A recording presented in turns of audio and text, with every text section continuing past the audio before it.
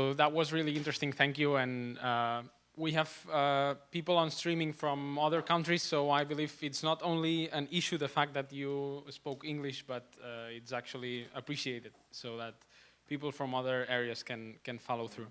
Now my name is Vila. I'm the head of programs at the Ostrom Institute. And now we are going to move on to the next session, which has the title of Boosting Market Innovation Towards the Green Transition.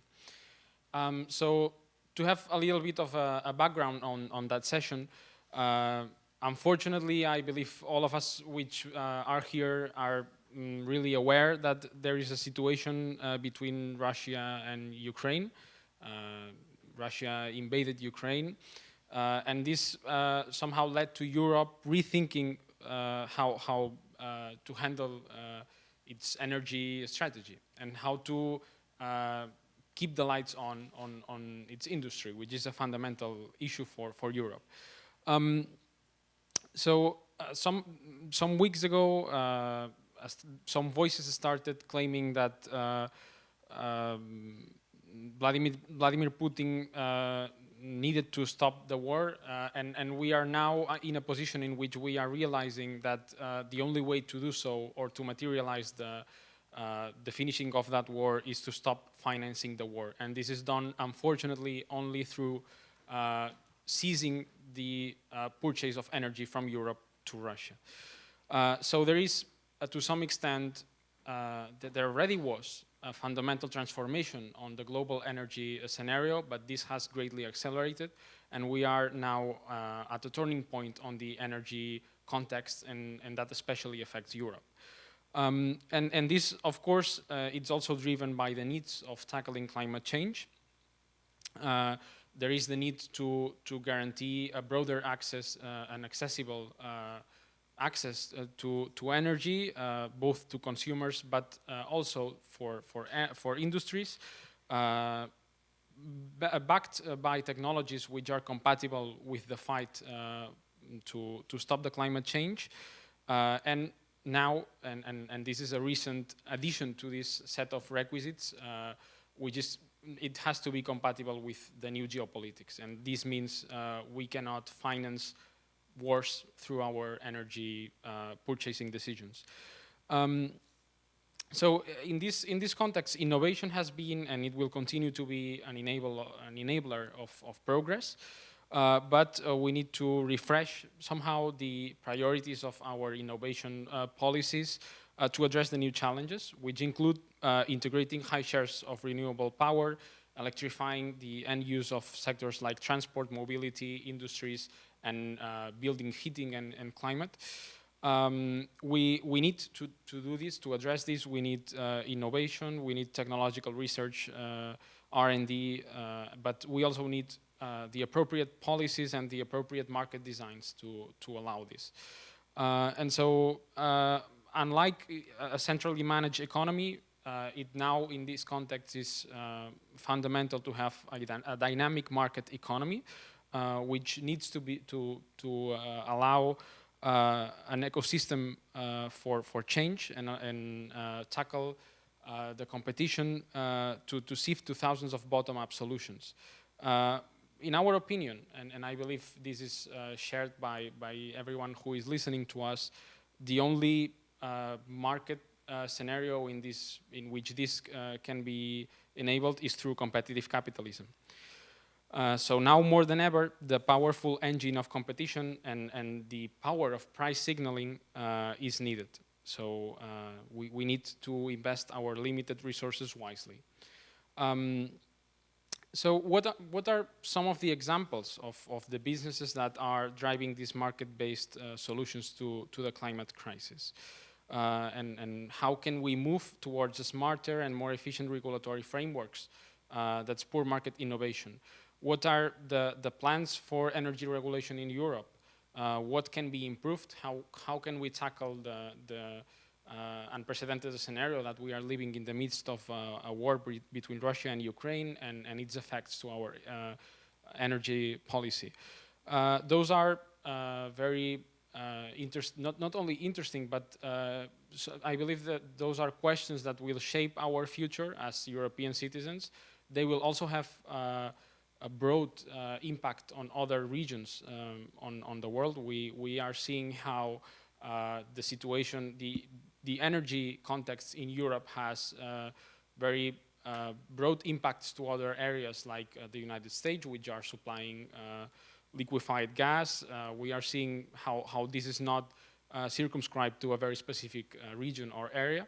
And so to address those questions, we have today decided to invite what we believe it's a set of people from a background of expertise in this topic. Today we have Júlia Samsó. She is a partner at Pareja and Associates. She is in charge of the competition, regulatory, and EU law practice area. She advises companies, startups, platforms, and public bodies on regulatory matters in sectors like environment, telecommunications, energy, transport, urban mobility, and digital economy. We also have Medina. He's a senior research fellow at the Ostrom Institute. He has authored and contributed to multiple publications and policy reports on labor economy, taxation, energy policy, and market regulation. He is a teaching assistant at the Barcelona School of Economics and also an economic analyst on regional level TVs. And we also have Luis Ignacio Gómez, who is director of the Environmental Economics program at the Francisco Marroquín University. He is also a scientific advisor at the MDF Labor Laboratories in Hanover and a member of the Juan de Mariana Institute in Madrid. So thank you for your presence today.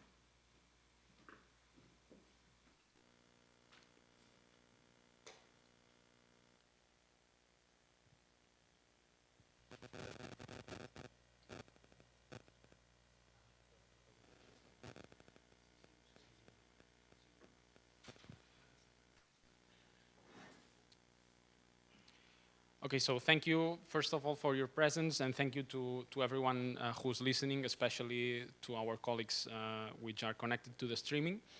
We'll start off with a round of individual questions and then do an open debate. Please feel free to cut to if you want, if you believe that you want to add something to your colleagues' visions. So first, the first question is directed at Júlia. Júlia, of course, you have a role of advising companies, and in this role, what do you believe that should be the principles governing environmental regulation in the EU? In other words, how can we move towards a smarter, more efficient regulatory framework that needs to be designed in a way that spurs market innovation and growth while minimizing the carbon emissions? How can we get to those win-win scenarios with higher levels of environmental performance while increasing productivity and profits?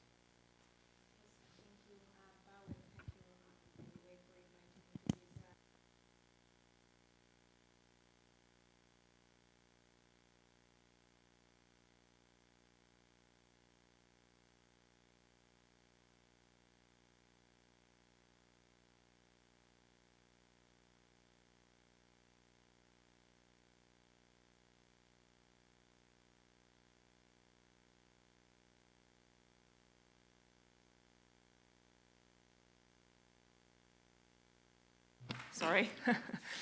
But that's not the only challenge, where there's also plastic use, the rest of the waste, phasing out certain chemicals, pesticides, biodiversity, etc. So the challenge is enormous, and we need to learn how to make the most efficient use possible of our resources while continue growing in a greener world.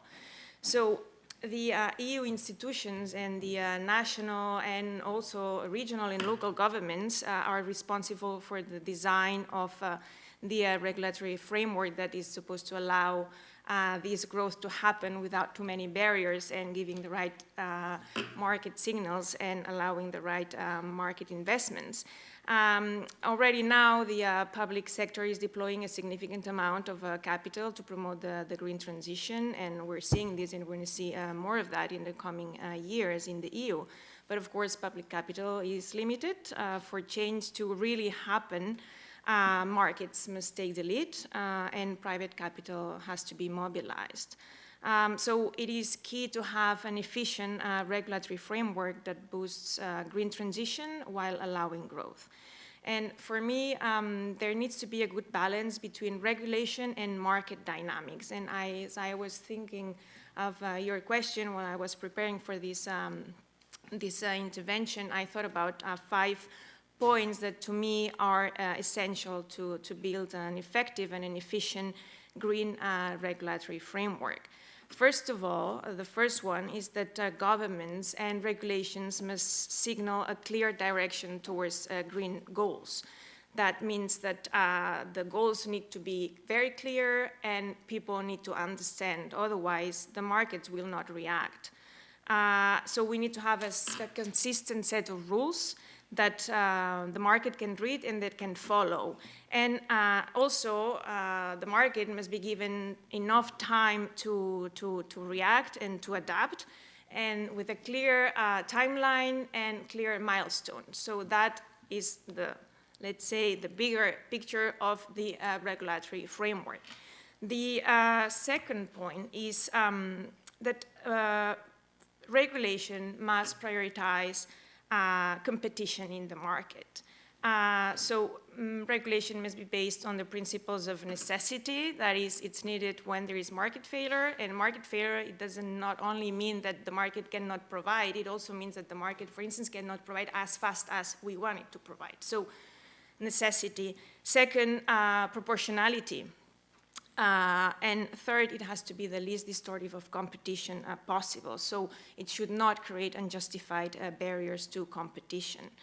In a healthy market, companies can adapt to a growing demand from consumers for greener products. And of course, greener behavior can also result in efficiency gains for companies. And in turn, this leads to more innovation and lower prices and more choice for consumers. But sometimes market dynamics alone may not be enough, and here is where more regulation is needed. And how should this regulation be?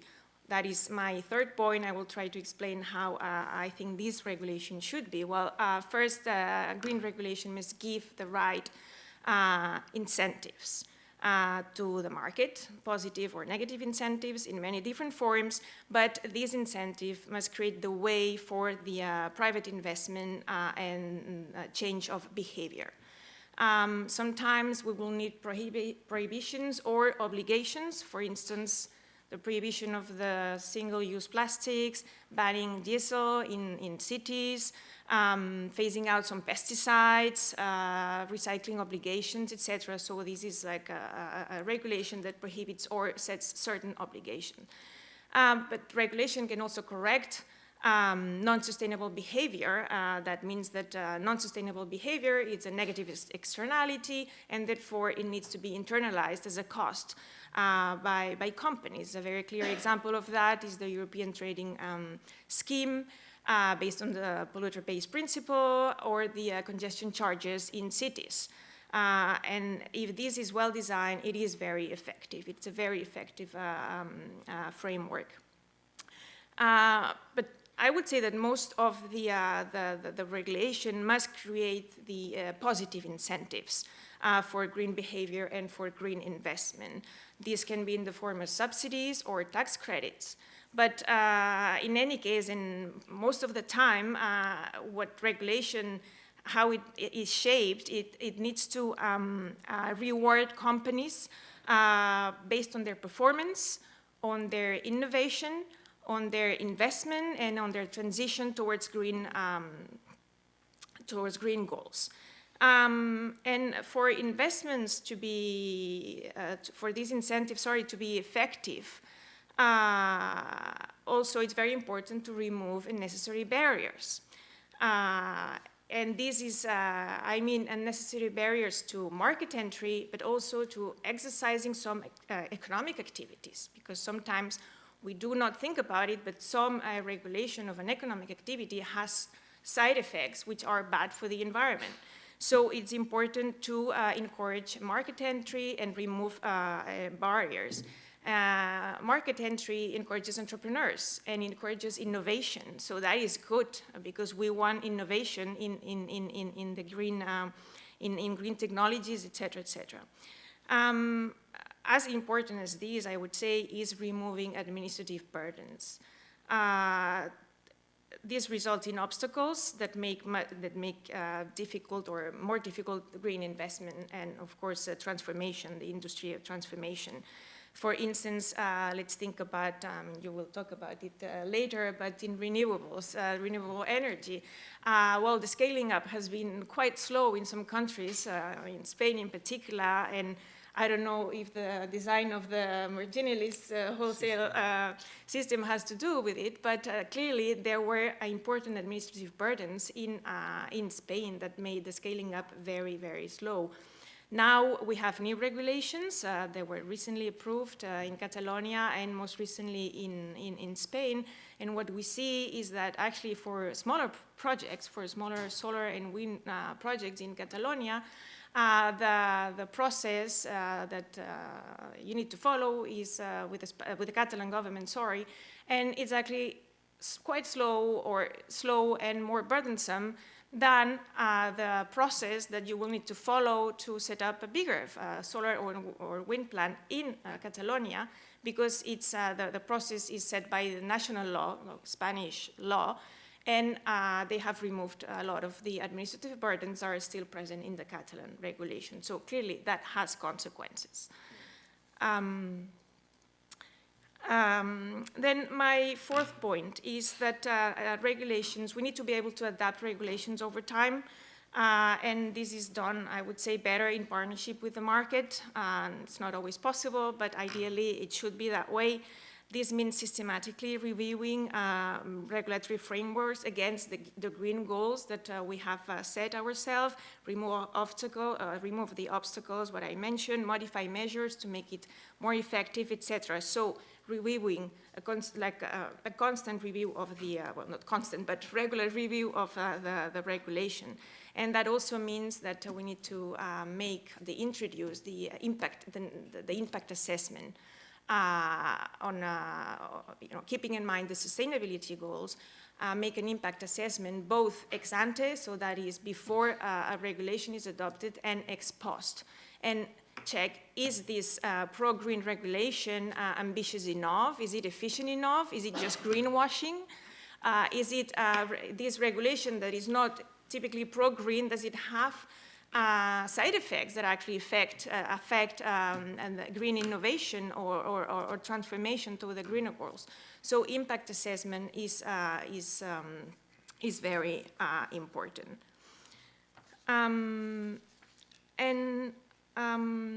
Yeah, so my fifth point and my last point, and it's not because it's the last one that it's less important, is that it is fundamental for governments and regulations to provide legal certainty. Daniel was talking about it before. The market is not going to invest in green technologies and in changing processes and products and behaviors if they don't have enough legal certainty, if the regulatory framework is not stable enough.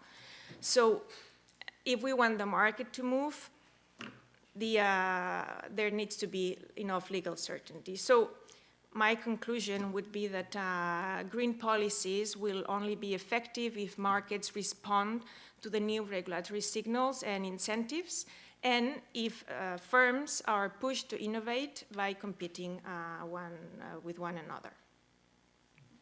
Thanks.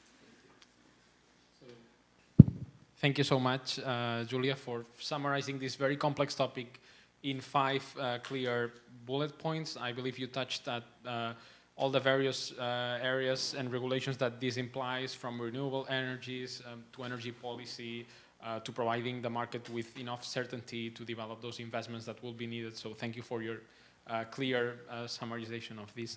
Next up, we have a question for Roger Medina, which has to do with the ETS, the European Emission Trading System. This has so far been the cornerstone of the EU's strategy for reducing the greenhouse gas emissions. But however, some of this reduction of greenhouse emissions has been offset by increasing imports from countries which have more carbon-intensive energy mix. This is what we call, in economics, the carbon leakage. And in parallel, the energy prices have rose sharply on the second half of 2021, and unfortunately, we are still in the midst of this price surge for energy prices. For instance, gas, oil, and coal registered year-over-year changes of respectively 290% increase, 50% increase, and 47%. So, in your opinion, what has caused this situation?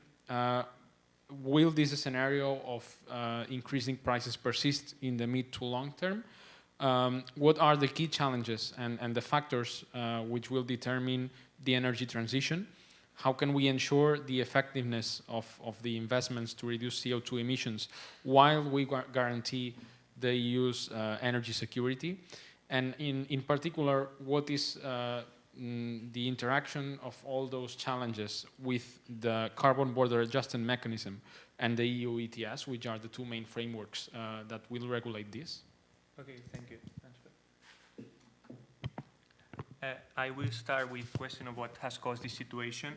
And I have here a few graphs to show the ongoing situation and the future situation. Here, we basically see the mid-gas daily price between 2021 and 2022. And basically, we see that during the pandemic, there was a huge drop in demand during the worldwide lockdown that basically caused an excess of supply and then consequently a reduction in prices. So a strong post-pandemic demand recovery during 2021, while supply did not follow the same path. And basically, we have a decoupling between supply and demand and also an additional supply restrictions, for instance, reduction in oil for the OPEC and other supply restrictions worldwide.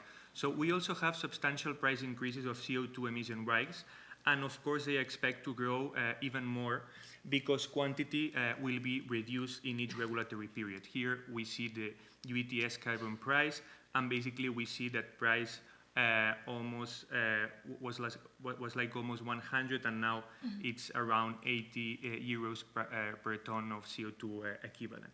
So if these prices will persist or not in the medium long term, I think that we need to split this question in two big blocks. The first block is about, of course, temporary factors, mostly based on ongoing situation in Ukraine and also these post-pandemic factors of supply and demand, but also we have structural factors, mainly because we are doing an energy transition, we are doing the green transition, and there are some regulatory mechanisms that are being introduced in order to incentivize this decarbonization. And that, of course, includes penalizing fossil fuels by internalizing the cost of the emitting technology. But of course, the impact of gas and other fossil fuels on the electricity system may like higher electricity prices, if sustained across time, may end up disincentivizing the electrification of the economy. So I will talk now about the electrification of the economy, and here we have the intensity of electricity generation in Europe in 2020. So first of all, we need to be aware that the intermittency of renewables, while we invest, we have this intermittency of renewables while we invest in developing a storage technology that mainly needs to be in batteries, because now the storage technology is mostly based on hydro. The current storage capacity is more based in hydro. That's why in the meanwhile we need technologies that give stability to the system. And if we have a look at the generation by country and at this intensity of the electricity generation, we basically see that those countries that has less emissions basically combine renewables with nuclear, and countries with more emissions per unit of generation are the ones that have big shares of coal and gas, right? For example, we have Sweden, France, Finland, Austria, and the top emitters are Estonia, Poland, Cyprus, Greece, and so on. So here we have electricity generation by source, and as I said, we, for instance, see that Sweden mainly based its generation on hydro and nuclear. Norway in 2020 or 2021 now is fully renewable because it has a lot of hydro, and also France with 70% of nuclear generation. And on the top we have, for example, Poland, which mostly base generation in coal. From an economic perspective, the development of new renewable power is supposed to have a big impact on electricity markets.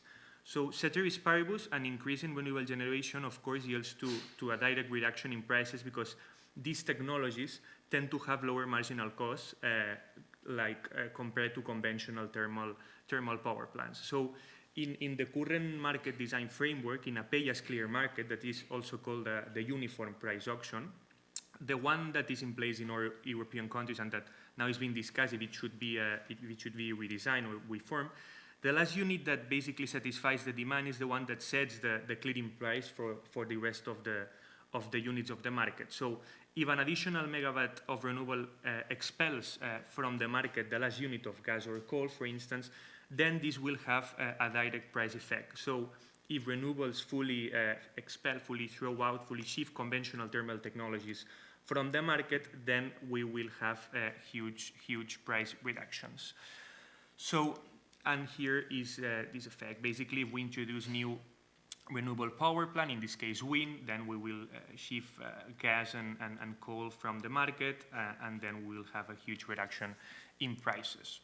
So we need to ensure that those price reductions caused by the deployment of renewables have a direct impact into the market, and that this is directly perceived by consumers. So in the current situation and with the current market design, we see that there's of course a huge gap between marginal cost of gas power plants and other technologies, and that's something that it's directly affecting the clearing price of the market. So some countries, as I said, are asking for changes in this current European market design, but those changes need to be carefully assessed, and must of course guarantee that all participants in the market are able to recover their full costs over time. If not, as the European Energy Regulator said in a report in November 2021, this may endanger the security of supply. So in the long run, deploying new renewable power also has the risk of producing the so-called cannibalization effect. So this basically means that if we keep introducing more renewables in the market, we will have prices very close to zero due to these lower marginal costs. So this is something that has already happened in some days, for example, at the beginning of 2021. So this will lower profitability, could end up disincentivizing more deployments in renewables. So an important regulatory instrument that is being used in many countries to avoid this effect are the so-called renewable auctions. So under this regulatory scheme, the auctioneer basically sets a quantity, usually in terms of power or in terms of generation, and firms compete in prices. So bids are arranged following a merit curve, or in a supply curve, and then the operators are awarded with a specific quantity. So the price of the bids is the price that they will receive for each megawatt generated during a period of between 10 and 15 years. So this mechanism, if well designed, of course, guarantees cost minimization, efficient allocation of resources, and ensures long-term profitability for renewables that does not depend on daily market fluctuations. So for instance, during 2021, there were 2 renewable auctions in Spain with an average price of 25 euros per megawatt hour and 30 euros per megawatt hour. Considering that the average wholesale price in the last decade is about 45 euros per megawatt hour, these actions imply a reduction between 50 and 80%. And now we are seeing prices that are above 300 euros per megawatt hour, so this implies a reduction by a factor of 10. Here we see the so-called learning curve or learning rate. We basically see that solar photovoltaic and offshore wind have reduced a lot its cost, and this basically means that as we install new capacity, as we install more capacity, we learn in some sense into technological change, and this implies reduction in cost due to more efficiency and innovation. But we see that nuclear energy and coal basically they do not have a learning rate. In fact, nuclear has become more expensive, and also coal has become more expensive. So now there's a debate in Europe and in the world about the role of nuclear energy, and here we basically can see that between 2010 and 2019, the cost per each megawatt of nuclear energy has increased. So the EU taxonomy now will consider nuclear as green, and I want to make some considerations about the future of nuclear energy. So some countries are considering postponing the nuclear phase out, or even building new nuclear power plants. For instance, Belgium will postpone 10 years the nuclear phase out. 3 reactors that were supposed to close in 2025 will close in 2036. So also we have Netherlands, Finland, France, and the United Kingdom that plan to build new nuclear power plants. On the other hand, Germany will close its remaining reactors by the end of the year and will cease to have nuclear power. So it's a good idea building new conventional nuclear power plants. So typically, 3 main characteristics of nuclear generation, of nuclear power plants, are that we need huge capital investments in order to build those plants. We usually have big cost overruns, for example, in the case of France and Finland. In France, we have Flamanville, and in Finland, we have actually the biggest reactor in Europe. And in some cases, we are talking about billions of dollars in cost overruns. So, of course, this opportunity cost of spending those resources in building those plants is huge. Also, we have to consider that there's long construction times in building new power plants. Here we have the cost structure of nuclear power generation in Endesa.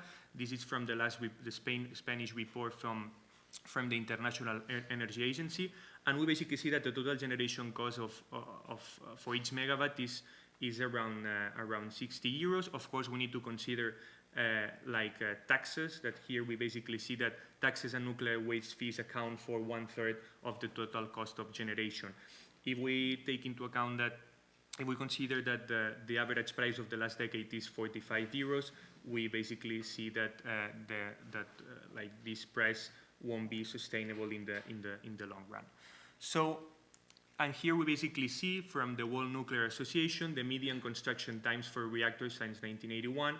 We basically see that in most cases these construction times are between 10 or 12 years.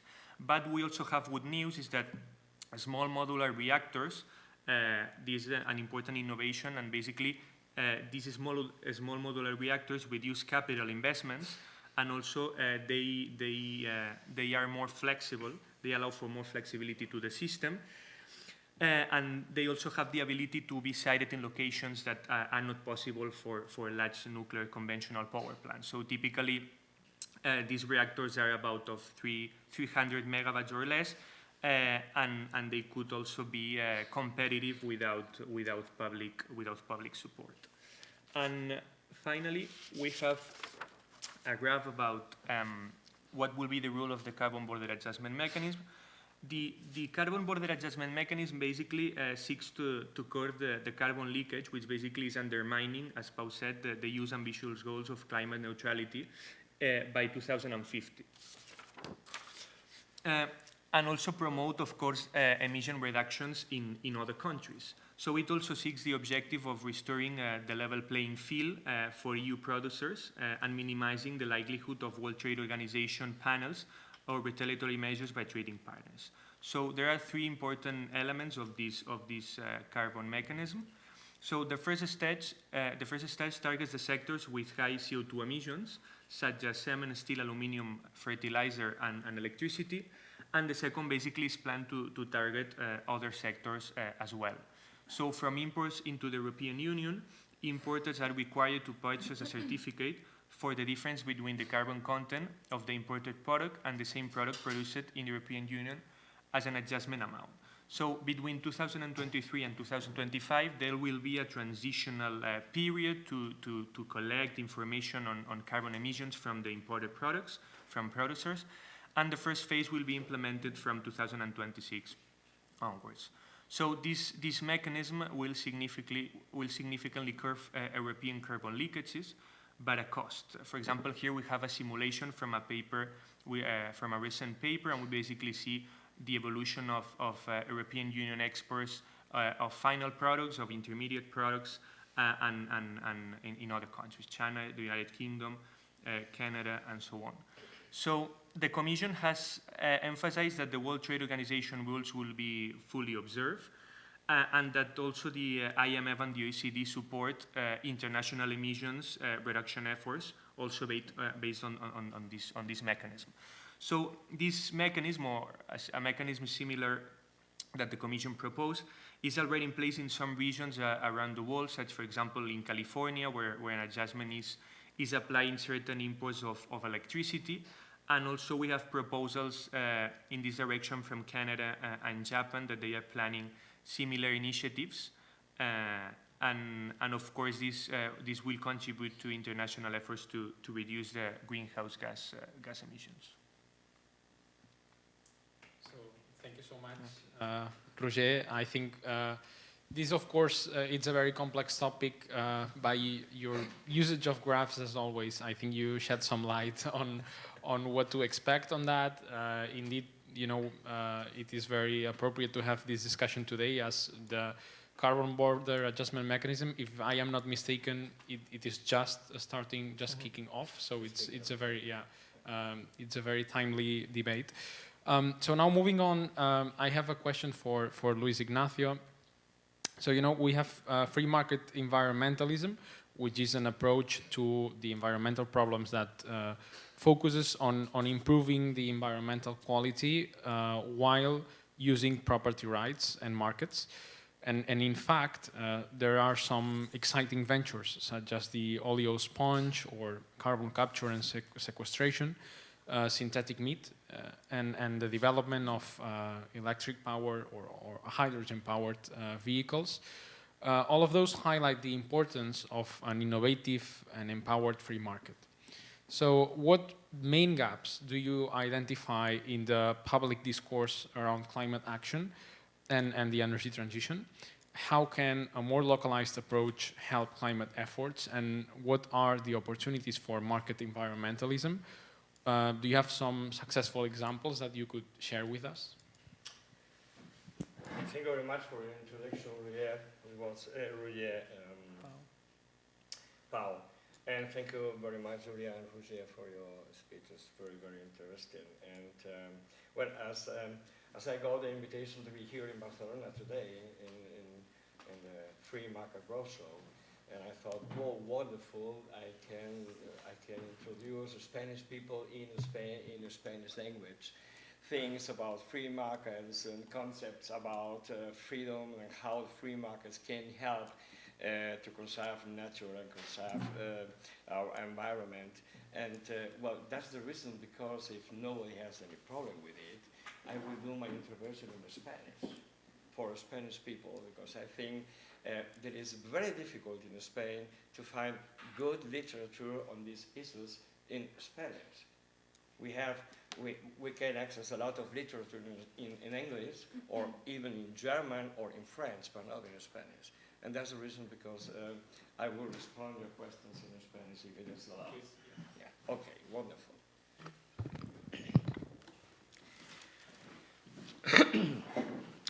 Vuelvo a repetir mi agradecimiento a Júlia y Roger, porque han sido dos intervenciones absolutamente interesantes, ¿no? Aprender un poquito dónde nos encontramos en este momento en los temas de legislación, tanto de protección medioambiental como para evitar la contaminación, para evitar las emisiones de dióxido de carbono, etcétera, etcétera, y cuáles han sido los pasos que hemos ido dando a través de las diferentes legislaciones, a través de las diferentes acciones, tanto del mercado libre como del mercado dirigido por parte de los Estados, nos lo ha contado Roger perfectamente bien, en la consecución de determinados objetivos, ¿no? Me preguntas cuáles son los huecos que puedo identificar, ¿no? Y efectivamente hay una serie de huecos perfectamente identificables entre la acción pública, la percepción que tienen las personas de la calle de la acción pública y los objetivos que se pretenden conseguir y lo que realmente estamos alcanzando. La acción pública va encaminada de manera loable, probablemente, con muy buenas intenciones, a la reducción de las emisiones de dióxido de carbono, está encaminada a la reducción de los impactos medioambientales que generamos inevitablemente con nuestra acción económica y, de alguna manera, en un intento de coordinar bueno, pues un aumento de la sostenibilidad, de la actividad económica sostenible de todas las sociedades del planeta, en este caso, lo cual me parece tremendamente ambicioso, luego hablaremos de ello. Y, sin embargo, las personas, la información que termina llegando a las personas no es exactamente la misma. La información que termina llegando es en forma de precios, curiosamente. La información que termina llegando es que hay un montón de cosas que se encarecen. La información que termina llegando es que lo que yo ganaba hace 2 años ya no me llega este año para llegar a final de mes. La información que reciben las personas es que la energía está subiendo de precio considerablemente y, al parecer, no disponemos de herramientas políticas, ni herramientas comerciales, ni herramientas de libre mercado para detener esta subida de precios o esta inflación. ¿Estamos ya en el 10%? No, ¿sí? Casi. Estamos ya casi en el 10%. 9.8. Una barbaridad, ¿no? Esta es la información que recibe la gente, ¿no? No podemos olvidar que cuando hablamos de mercado libre, cuando hablamos de economía de libre mercado, una de las fuentes más importantes de información para los inversores, para los empresarios, pero sobre todo para los consumidores, son los precios. Y en este momento la información que está recibiendo el público en general es una información que no tiene absolutamente nada que ver con lo que nuestros políticos habían planeado en los últimos 15 o 20 años. Yo contaba ayer en Castellón, me preguntaban sobre la situación concreta en Alemania. Les decía, en Alemania nos sentimos en este momento un poquito como si estuviéramos en una cápsula orbitando en el espacio y tuviéramos tremendísimos problemas de recuperación de aire, ¿no? En lugar de gritar Houston, Houston, estaríamos gritando Berlín, Berlín, tenemos un problema, ¿no? Y el problema es que teníamos un plan A maravilloso, teníamos un libro, un folleto, vamos a hacer estas leyes, vamos a dar estos pasos, vamos a conseguir estos niveles de emisiones de dióxido de carbono, y de repente tenemos una avería, que es la invasión de Rusia en Ucrania. De repente nos damos cuenta de que los precios del gas que estábamos importando desde Rusia se suben por las paredes y tenemos un problema. Nos ponemos a buscar en el libro de instrucciones y ¡pumba! No hay plan B. No hay un plan de contingencia. Entonces, el hecho de que nos hayamos encontrado de repente en Europa en una situación de crisis, que no es una crisis, atención, de recursos, es decir, no es que de repente falte el gas, no es que de repente falte el petróleo, no es que de repente ya no sople el viento ni haga más. No, estamos hablando de una crisis de precios de energía. De precios, en este caso, de combustibles fósiles, que son los que nos están rompiendo un poco el cogote, ¿no? No teníamos un plan B. Es una cosa muy interesante. Uno de los huecos más grandes que yo he observado y vengo observando en las políticas europeas de todos los países occidentales, cuando nos hemos lanzado con razón, es decir, debemos de dejar de quemar cosas, eso tiene que quedar muy claro. Debemos de dejar de quemar cosas porque quemar cosas no solo supone emisiones de dióxido de carbono, quemar cosas significa también emitir óxidos de nitrógeno, quemar cosas significa emitir óxidos de azufre, quemar cosas significa emitir micropartículas 2.5, micropartículas 10, PM10. Estamos hablando de sustancias altamente contaminantes para el medio ambiente, pero también, ojo, altamente perjudiciales para la salud de las personas. Entonces, la meta. Queremos dejar de quemar cosas. Magnífico. ¿Cómo lo hacemos? Vamos a fomentar las energías renovables. ¿Qué energías renovables vamos a fomentar? Aquellas que se pueden fomentar en función de la geografía de cada país. Es decir, me parece muy bien que en Noruega estén obteniendo un 70% de energía de sus centrales hidroeléctricas, pero esto en Alemania, con la orografía alemana, no es posible. Entonces, en Alemania tomamos la decisión de fomentar la energía solar, la energía fotovoltaica y la energía eólica. Una decisión correcta. ¿Qué ocurre?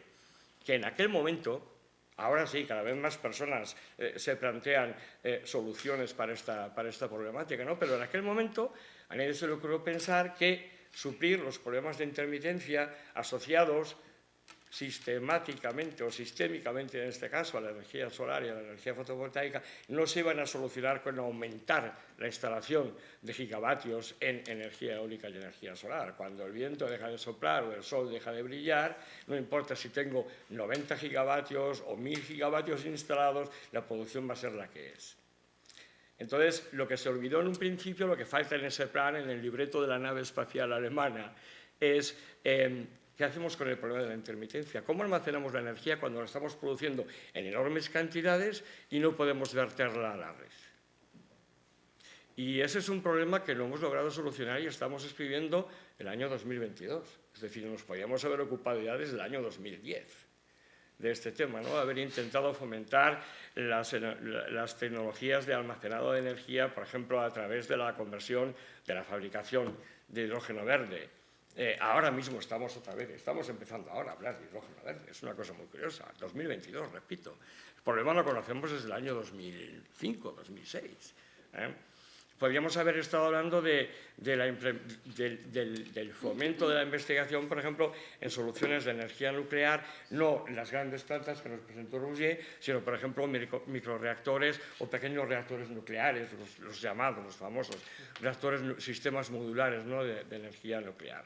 Podríamos habernos ocupado, que de repente parece que este año todo el mundo se ha puesto de acuerdo, en fomentar la investigación en las tecnologías que facilitasen lo antes posible la fusión nuclear. Por fin este año estamos recibiendo mes tras mes nuevas noticias, nuevas tecnologías en cuanto al tratamiento de plasma, nuevas tecnologías en cuanto a la utilización de sistemas láser, lo cual son magníficas noticias. Pero claro, hasta que esto se implemente de manera industrial y podamos decir, oye, vamos a generar hoy 60 gigavatios eólicos, y cuando deje de soplar el viento hemos guardado 40 y los vamos a vertir otra vez a la red en el momento en que deje de soplar el viento. Esto no va a ocurrir mañana y mañana lo íbamos a necesitar. Como no va a ocurrir mañana, mañana vamos a tener que quemar gas, y vamos a tener que quemar carbón y vamos a tener que quemar biomasa, ¿no? Es decir, vamos a tener que seguir desgraciadamente quemando cosas. Ese es uno de los gaps que yo encuentro en el discurso de cómo han pretendido los políticos dirigir los cambios en el mercado energético europeo en concreto y qué es lo que al final realmente ha resultado, ¿no? ¿Qué puede aportar en la protección del medio ambiente el libre mercado? Me voy a permitir decir tal vez una barbaridad, pero la voy a decir de todas maneras porque estoy convencido de ella. El libre mercado, la asignación correcta de derechos de propiedad, el intercambio de bienes y servicios son las mejores herramientas que existen para proteger el medio ambiente. ¿Y por qué son las mejores herramientas que existen para proteger el medio ambiente? Porque todas estas herramientas que he mencionado facilitan la prosperidad de las personas. ¿Qué ocurre cuando las personas no son prósperas? Cuando las personas viven en una economía de subsistencia, lo que ocurre fundamentalmente es que las personas en una economía de subsistencia, un sábado por la mañana, se levantan a las 6 de la mañana y su única preocupación en la cabeza es ¿qué le voy a dar de cenar esta noche a mis hijos? ¿Y cómo voy a calefactar mi casa esta noche, esta tarde? De manera que estas personas se van a la selva, cortan árboles, cazan indiscriminadamente porque su preocupación es comer y calefactar. Sin embargo, nosotros, que tenemos la bendita suerte de haber disfrutado de cierta libertad económica y haber prosperado en los últimos 40 años, los sábados por la mañana a las 6 cuando nos levantamos, nuestra mayor preocupación es poder salir con nuestro perro a pasear al bosque. Ese bosque tan bonito que hemos sabido recuperar, que hemos sabido proteger, pagando mucho dinero desde nuestros impuestos y con nuestros impuestos, y que disfrutamos todos los fines de semana, porque no podemos olvidar una cosa: nuestro medio natural no es solamente fuente de recursos. Nuestro medio natural nos reporta paz espiritual, porque el ser humano es parte intrínseca del medio natural en el que vive. No es cierto el paradigma que nos presentan a veces, no, aquí estamos los humanos, aquí está la madre naturaleza, somos el virus. No, no es verdad. El ser humano, el Homo sapiens, es un animal exactamente igual que un oso o que un lobo o que un elefante. Los elefantes, para poder trasladarse en las grandes manadas como lo hacen ellos en la sabana, cuando de repente crecen 4, 5, 6, 20 árboles más de los que a ellos les parece oportunos, los tiran y no pasa nada. Ellos transforman su medio natural para facilitarse una mejor forma de vida. Nosotros, a lo mejor hemos exagerado un poco en nuestro afán de modelación del medio natural, nos estamos dando cuenta de ello y es cuando llega el momento de aplicar el cuento que yo siempre relato, ¿no? Libertad, claro, efectivamente es muy bonito hablar de libertad, de libre mercado y la responsabilidad. ¿Dónde está la responsabilidad? Sin responsabilidad no hay ejercicio de la libertad. Sin responsabilidad lo que tenemos es atentado tras atentado tras atentado, en este caso ecológico, por ejemplo, ¿no? Y aquí es donde acudo a tu última pregunta, o a tu penúltima, y efectivamente la iniciativa privada, llevada adelante de manera responsable, es capaz de reunir, de asociar todos estos conceptos y establecer determinadas acciones de mercado capaces de, desde la libertad, desde los derechos de propiedad correctamente asignados, desarrollar una actividad industrial, fíjense la palabra la utilizo a propósito, industrial, que no se dedica a extraer recursos, sino que se dedica a protegerlos. ¿Y esto cómo funciona? Pues uno de los ejemplos de mayor éxito de los últimos años es de los proyectos privados de protección de zonas selváticas en el Perú, en el Amazonas peruano, en la frontera norte de Perú y la frontera sur de Ecuador. Proyectos maravillosos financiados 100% de manera privada, bajo el auspicio, lógicamente, legal, porque lo necesitan al principio, de Naciones Unidas y del gobierno peruano, que han conseguido adquirir enormes áreas de selva en esta zona de Perú, en el norte de Perú, para convertirlas en paraísos naturales. Paraísos naturales con dos vertientes. Por un lado, garantizan la asignación del derecho de propiedad a las tribus autóctonas que allí llevan viviendo desde siempre. Es decir, cuando una empresa minera canadiense descubre que hay un yacimiento de litio en un determinado punto de esta zona de la selva, la empresa canadiense no va a poder ya negociar un trato de privilegio con el gobierno peruano. Va a tener que negociar con los dueños de ese suelo, que son otros, y tienen otros intereses. ¿Y cuáles son los intereses que tienen las personas que viven allí? Los intereses que tienen son mantener su cultura de pesca, por ejemplo, en los ríos, mantener su cultura de cultivo de café, mantener su cultura de cultivo de plátano, mantener su cultura de otro tipo de cultivos, que es de lo que viven, fundamentalmente, y sobre todo han descubierto, gracias a estas iniciativas privadas, una nueva industria, que es la del turismo ecológico. Resulta que de repente aviones y aviones y aviones se van desde Europa a la selva peruana porque a los europeos nos encanta poder disfrutar. Es bueno para nuestra salud mental, es bueno para nuestra salud física. Nos encanta poder disfrutar de la selva virgen, de su fauna y de su flora. Y este es un producto que se vende. Es decir, esto se puede comercializar. Por eso muchas veces yo tiendo a exagerar algunas veces algunas expresiones, pretendo provocar con ello, ¿no? Cuando me preguntan algunas veces los ecologistas, bueno, Luis, pero entonces tú, ¿cómo pretendes conservar, pues no sé, el Rheinhasfalt, ahora el bosque este alemán al que le van a quitar unos cuantos árboles para poner molinos de viento? ¿Cómo pretendes conservar esto? Yo siempre respondo lo mismo, comprémoslo. Comprémoslo. Yo quiero conservar este humedal en el sur de León y la mejor manera de conservarlo es comprarlo. Yo lo compro con esa intención, quiero conservar el humedal. ¿Y por qué quiero conservar el humedal? Quiero conservar el humedal porque sé que si mantengo ese humedal, las aves migratorias van a terminar por parar allí. Y si las aves migratorias terminan por parar allí, voy a poder montar unas plataformas de madera sobre las que colocar determinadas posiciones, de forma que personas que viven, aprecian y aman la observación de las aves, van a pagarme para poder fotografiar a las aves que se paran en mi humedal. Estoy generando un doble beneficio. Estoy generando un beneficio para mi inversión, respecto de mi inversión. Estoy generando un beneficio para las personas amantes de los pájaros, porque tienen un sitio donde pueden desarrollar su hobby. Y estoy generando un beneficio al sistema natural, al ecosistema, este humedal que he logrado salvar gracias a mi inversión. Es decir,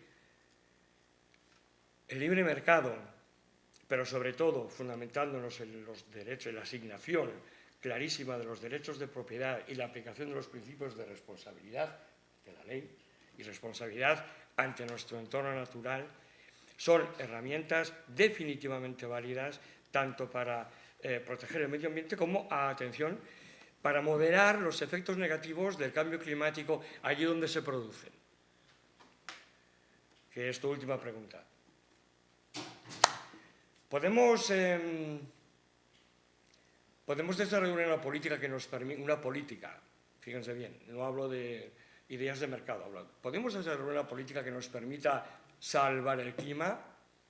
Bueno, pues desde mi punto de vista, desde mi humilde opinión, no podemos. Lo que sí podemos hacer es mantenernos muy alerta, estar continuamente estudiando aquellas zonas que efectivamente ya están sufriendo los efectos de cambios en la temperatura y de cambios en el clima, ver cuáles son estos efectos, cómo afectan a las poblaciones que allí residen, y cuando hablo de poblaciones no solamente hablo de los seres humanos, hablo de todas las poblaciones que allí residen, animales y vegetales, e intentar dar solución de forma local y regional a estos problemas que se están planteando ya.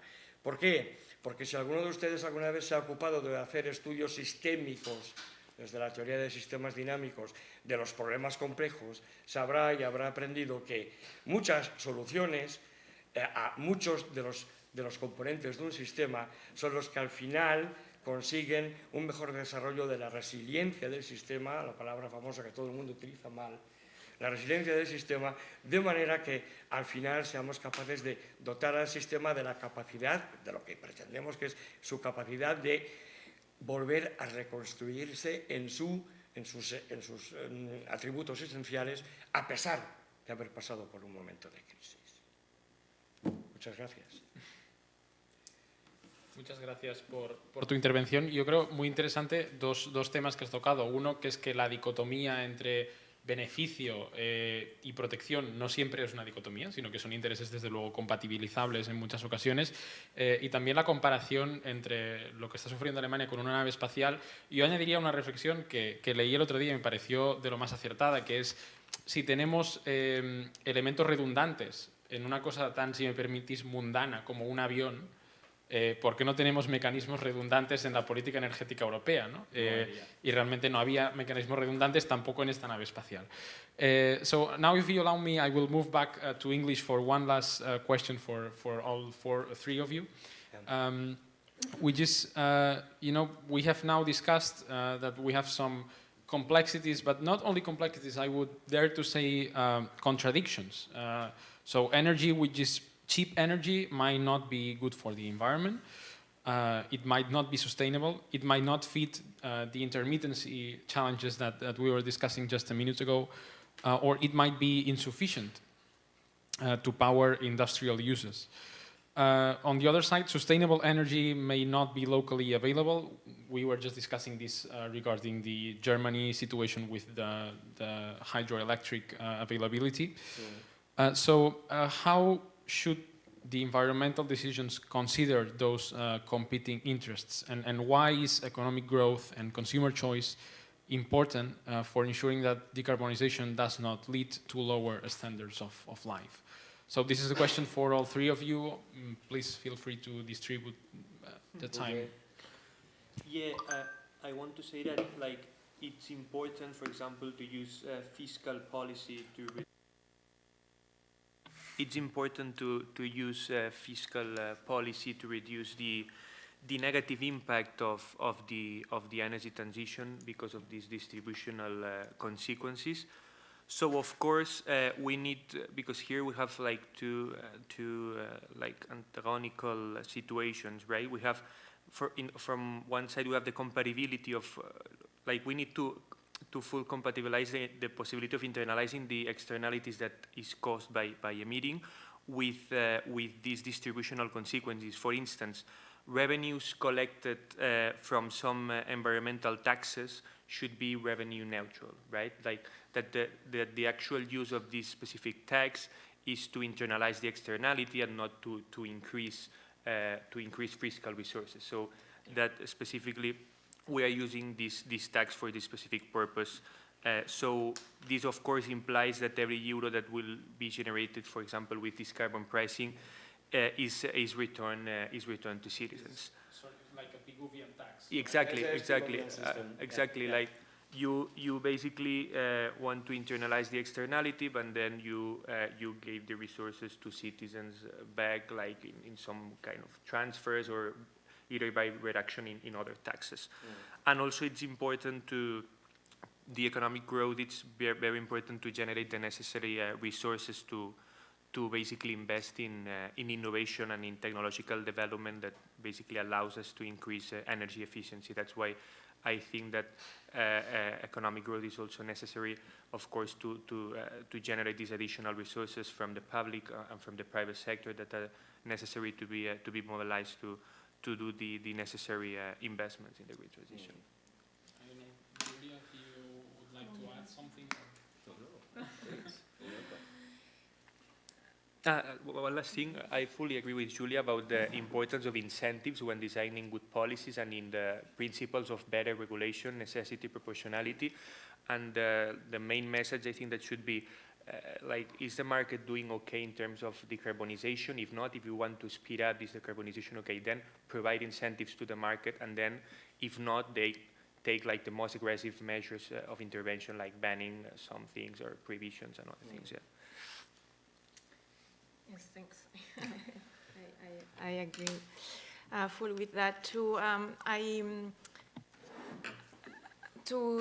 It's a very difficult question that you're asking here, and I wanted to shift a bit the focus to the perception as well of people, right? Because that also plays a part into how far can we go and what obstacles we may find, what social obstacles we may find. I recently read a quote from Bill Gates. It was something like this: green revolution now is different from previous revolutions because we're actually not inventing new things. We are just replacing things by other things that do the same thing but more expensive. So that's something like this. So it's very hard for people to understand why, no? And that's why I'm going to insist on what I was saying before, that the perception is very important. So the message needs to be very clear. The benefits need to be very well defined and communicated, and people need to understand. And talking about regulatory frameworks again, I think flexibility is an important element of that, because it allows to adapt, and insisting on, if you push for innovation, if you incentivize innovation, this will eventually translate into cheaper products, and eventually people will understand more, or will be more open as well to changes, and it will be, I guess, easier. But of course, this takes time, and we don't have that much time, so it's very complex. I fully agree with you, and I believe that we just seen this with the renewable energy, like photovoltaic and wind turbines. They were not necessarily a sustainable source in terms of financials. Definitely, 10 years ago. They are now, but as you mentioned, I think the key thing should be the timings. Like at the turning point in which this becomes profitable, is it the turning point in which we need to adopt this technology, and this is, of course, a challenge. So. Yeah. It is very interesting at this moment because we have to think about that. Our electricity system in the countries, in the European countries and in the developed countries, are the biggest machine humanity have done ever. We have to see these systems as a really, really, really gigantic machine. We have production, we have transport, we have modulation, we have another kind of transport. It's a really, really complex machine. And what we want to do is to change some parts of this really complex machine with the other parts. They don't have to be more expensive. They can be really cheap too, you know? But to make this change, we need, first of all, a transition. And we need a very good planned transition. And not only it will happen. No, it doesn't want to happen. We need a plan, and we need to know exactly, and now, this is a very interesting graphic. You are at this point, we can say, hey, people, producing energy with wind and sunlight is great, it's cheap. It's really able to. But we have a problem. What we can do when at these moments the wind is not blowing and the sun is not shining. And to walk in this direction, maybe with a clear, good defined legal frame, flexibility is good, but we need a clear frame, because the problem is, or one of the problems is, if you're working on something where the assignment of property rights is no problem, you know, a river. The river, you can say, well, the river is yours, and it's okay, and if I want to fish, if I want to make something in this river, I need your permission. It's perfect. But with the air, it's very difficult.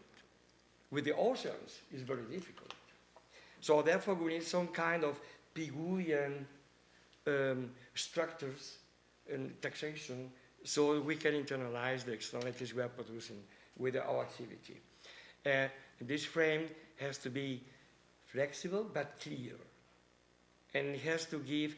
You talked about that at the beginning of your presentation.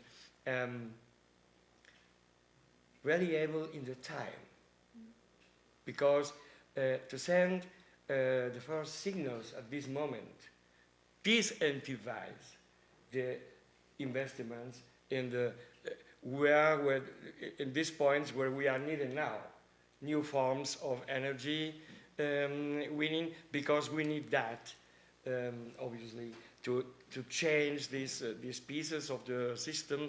We don't want to use more to change the things we are burning at this moment, and that's important.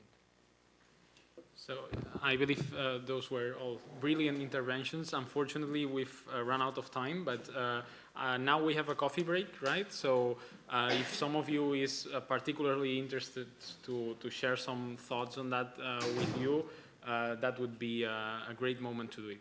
Thank you very much.